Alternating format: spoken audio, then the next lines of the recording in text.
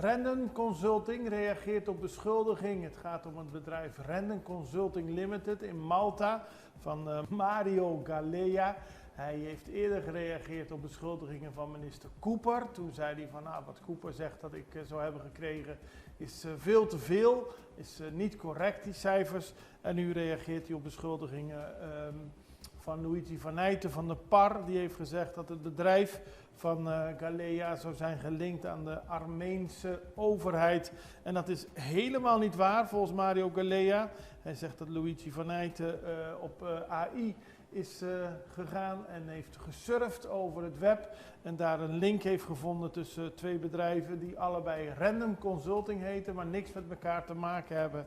En daarom vindt hij het betreurenswaardig dat hij weer in de Curaçaose pers negatief wordt afgeschilderd. Zoals bekend is Mario Galea door toenmalig minister Javier Silvania ingehuurd om te helpen bij de modernisering van de online gamesector op Curaçao.